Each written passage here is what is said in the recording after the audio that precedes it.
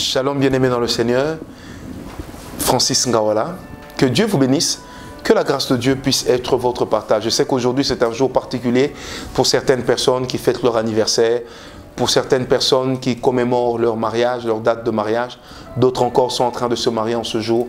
Eh bien, je prie que Dieu puisse être avec vous et que cette journée puisse être gravée comme étant inoubliable dans votre vie. Alors aujourd'hui et demain, je vous parlerai sur 8 principes financiers de la grandeur.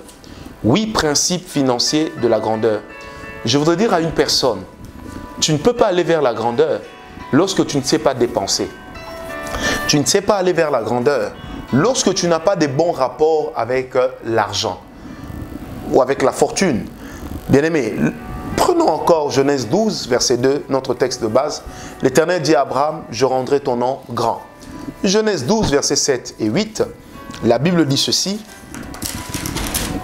La Bible dit, Genèse 12, versets 7 et 8, la Bible dit, l'Éternel apparut à Abraham et lui dit, je donnerai ce pays à ta postérité. Et Abraham bâtit là un autel à l'Éternel qui lui était apparu. Il se transporta de là vers la montagne de l'Orient de Bethel et y dressa ses tentes, et en Bethel à l'Occident, et Aï à l'Orient. Il bâtit encore là un autel à l'Éternel, et il invoqua le nom de l'Éternel. Bien-aimé, Abraham était un bâtisseur d'autels.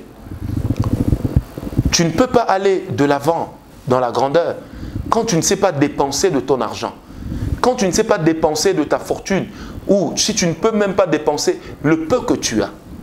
Bien-aimé, les gens vous donneront toujours en se posant la question, qu'a-t-il déjà fait? Qu'a-t-il déjà mis lui-même sur la balance? Quand la Bible dit que Abraham a bâti des autels, ça veut dire qu'en ce moment-là, qu'est-ce qu'il a fait? Il a pris des animaux de son cheptel qu'il a brûlés sur l'autel.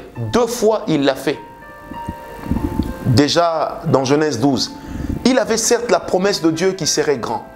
Mais il a lui compris une chose, il faut que je sois sérieux avec l'argent.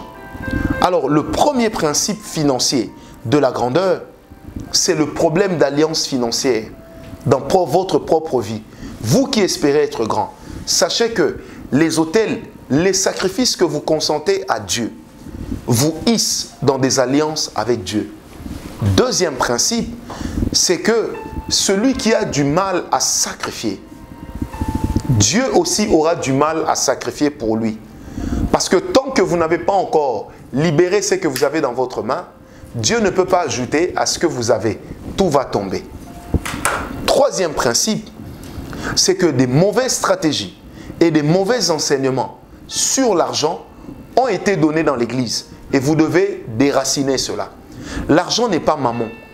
Mammon, c'est le dieu de la cupidité et non le dieu de l'argent. Amen. Je répète, Mammon, c'est le dieu de la cupidité. En hébreu, certains l'appellent Mamoun, donc le dieu de la cupidité. Il n'est pas le dieu de l'argent. La Bible n'a jamais été contre l'argent.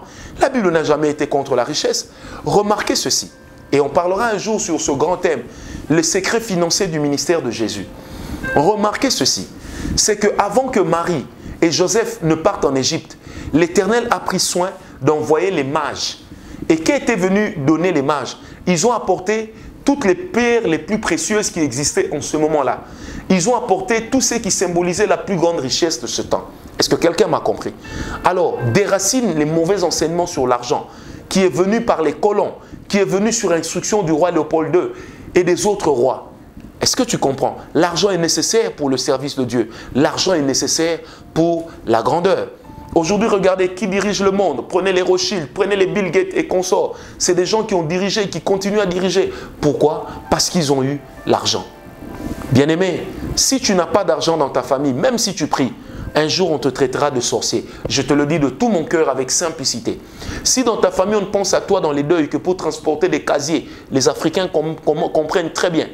Bien-aimé, tu ne seras pas loin d'être traité de sorcier. C'est pourquoi vous allez remarquer que celui qui a l'argent dans nos familles, même quand il mange l'enfant de son frère, on dit de lui ceci, qu'il est dans l'occultisme.